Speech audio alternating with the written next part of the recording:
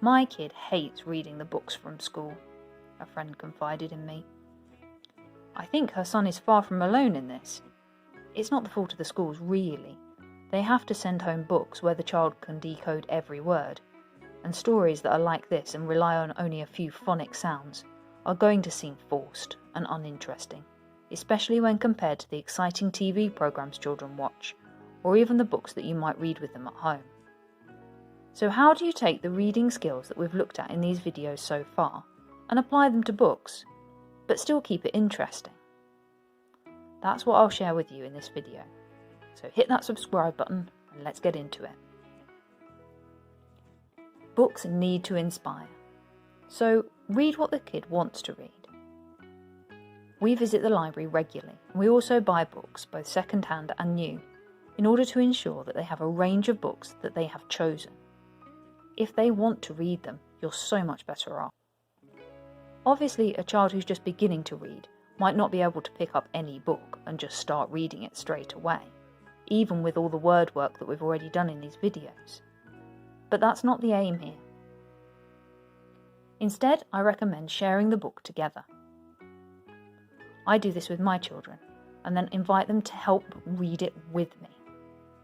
I'll explain what this means in a second. First, we examine the cover. How many words are there in the title? This question helps the child to remember that words are separated by a space. Then I'll ask my child to decode one of the words in the title only. I'll pick that word carefully, making sure that each letter makes its most common sound and that maybe there aren't too many digraphs. We break up the word, segment it into its individual sounds, and then blend them back together until the child can hear the word and read it. We've gone over this in our previous videos.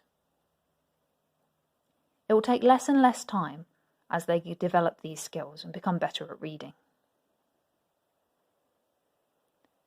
If they manage it really easily, I might ask them to try another word. But I will not ask them to read the whole title unless I think they're ready.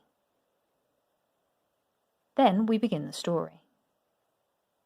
Again, I will read to them, but stop every now and again when I think there is a word that they'll be able to decode, and then I invite them to join in. They can also use the clues in the sentence to help decide what the word could be. Over time, we build up to the child reading more and more of the words until they're able to read whole sentences and pages. My eldest is 7 years old and is now reading chapter books. But we still share reading in this way, reading a page each nowadays. This allows the reading to stay feeling cosy and a shared experience. Of course, there were times when my kid didn't want to do their share of the reading. They'd say things like, "Oh, Mummy, I'm too tired," or "Can't you just read it?"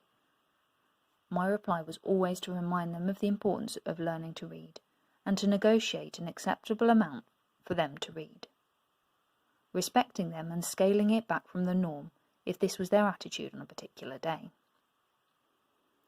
However, I did find that surrounding them with books, keeping screen time limited to an acceptable level, and not always reading to them on demand, meant that they were normally quite motivated to read the books for themselves and therefore to learn to read. Of course, reading the words on the page is only part of actually reading a book. It's also vitally important to understand all that is said in it. Even a child that's perfect at decoding and can read a book without any need for correction may struggle with their comprehension. Simple reading comprehension can be asking basic questions about the story, like who's the main character? Where do they go in the story? It's important to note that at least initially you are helping your child with reading comprehension, so they don't really need to read the book themselves. You can read it to them and just apply the questions. There are also a range of things like magnetic books or felt books with movable pieces that can help with this. The children listen to you read the story and place the correct piece in the correct place on the page. You could try reading a piece of a story to a child without showing them the pictures at all, and ask your child to draw a character or setting from the story. For older children, you can include looking at lots of the details from the book, such as what length was the hair, the eye colour, the style, or the size or shape or age of a building in the setting. You could ask them to retell the story through play, giving the children a setup which matches the story, and then start sharing the story with them. See if they can carry on with that. Can they play the next bit? Finally, the trickiest skill of all at reading in Key Stage 1, I believe, is inference. This is often stated by teachers as the one thing that holds back even the most able readers. Inference is gaining knowledge from the text, even though something might not be explicitly said.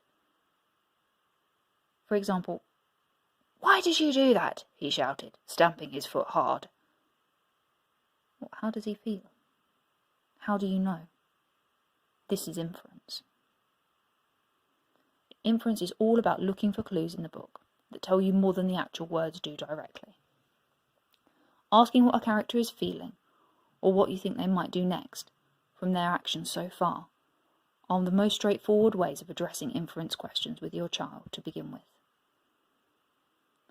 The most important thing I think here is to develop their confidence of giving an answer based on their own opinions, rather than searching for the correct fact. This can take a lot of time and encouragement, but stick with it. Ensure that your child realises that many of their answers cannot be wrong. It's all opinion. But it has to be backed up by evidence. You have to explain why they think that. There's got to be a reason.